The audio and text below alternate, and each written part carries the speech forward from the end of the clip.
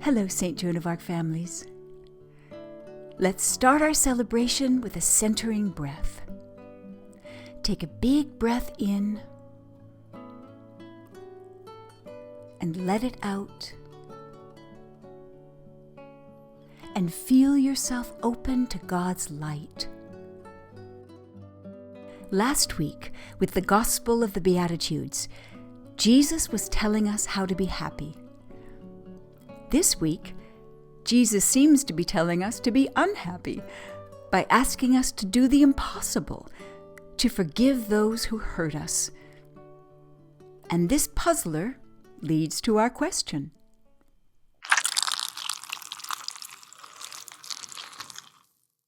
Let's read it together. What happens when we forgive those who have hurt us?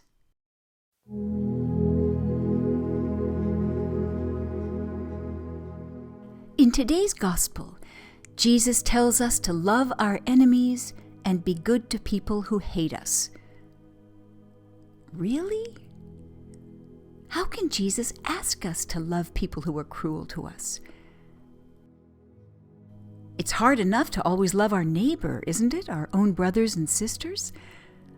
How can we love our enemies, those who hurt us, those who say mean things about us, who bully us? Isn't Jesus asking a little bit too much? In our first reading, David, who has been abused by Saul, finally has the chance to kill his abuser. David is standing over the sleeping Saul. There's a spear right there next to his hand. This is finally his chance for revenge against someone who has hurt him so much. And what does David do? He decides to walk away, because to forgive is to act according to the ways of God. And once David has made this choice, Saul has no more power over him. David is free. Jesus asks us to love our enemies not because it's the right thing to do, and certainly not because it's the easy thing to do, but because it will free us. When we live with resentment in our hearts, we are living in a dark place. But when we forgive, we return to the light. For Jesus, loving our enemy doesn't mean that we are saying it's okay to hurt us, or that we will let someone keep on hurting us. And it doesn't mean forgetting the hurt. It does mean we let go of the hurt because we stop holding it in our hearts. When we can forgive, our hearts are no longer weighed down. We are set free. So when you think about it, Jesus is once again telling us how to be happy, how to be free. Today we have a special guest, Ihab, the fisherman's son, come to tell his story about what happened when he took up Jesus' challenge to love his enemy. Our actor is Luca La Hoz Calassara.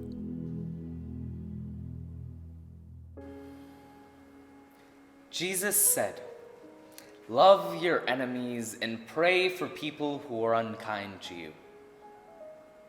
I was there, and I felt like he said those words just for me. I'm Ihab, the fisherman's son. I'd started to go almost every day to hear Jesus talk. What he said made a lot of sense to me. Blessed are the poor. That was me. Since my father died, my stomach was empty more often than not. Most of Jesus' followers were poor, like me, so I felt right at home.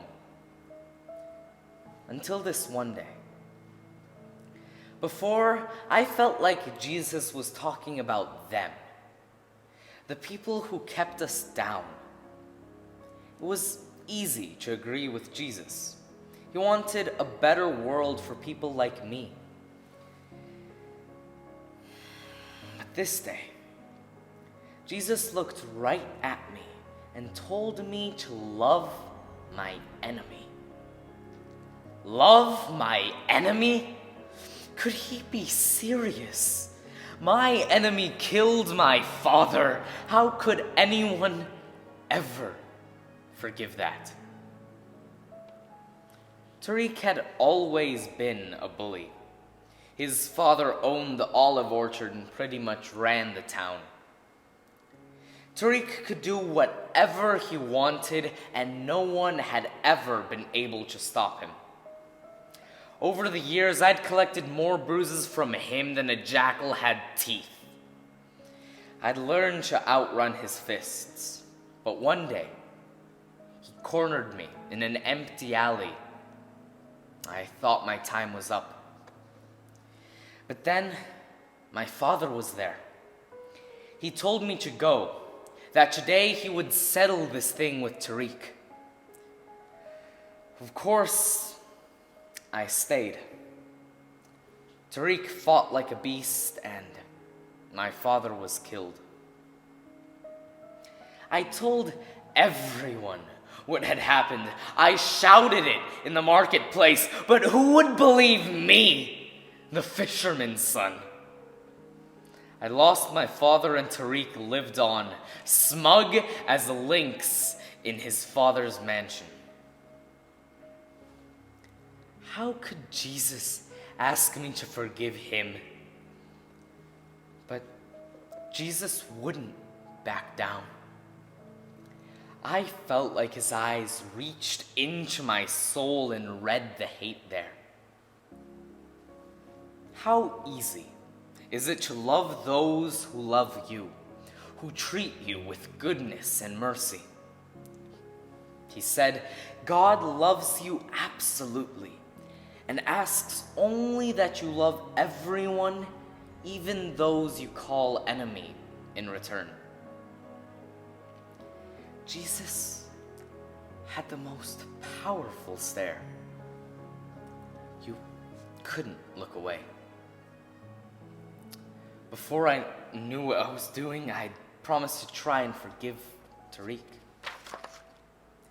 With every step towards his father's house, I felt more foolish.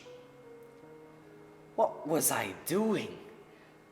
I wanted to run away from Tariq's house, from my village.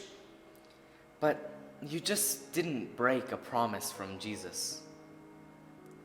When Tariq came to the door, I saw something in his eyes that I never expected to see.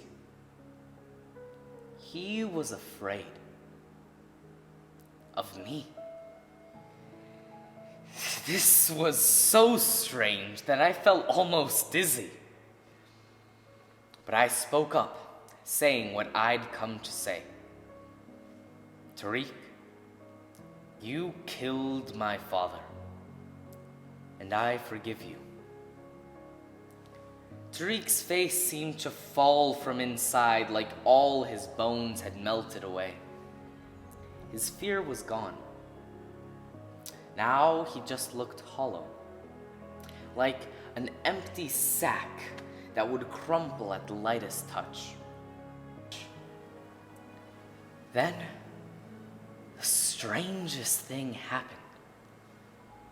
I put my arms around Tariq.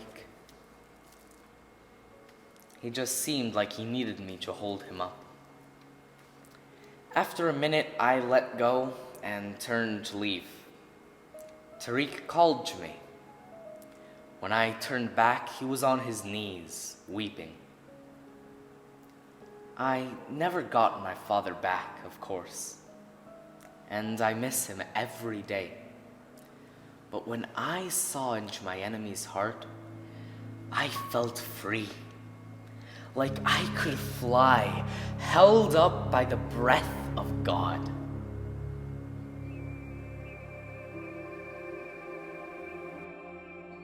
Ihab tells us that when he saw into his enemy's heart, he felt free.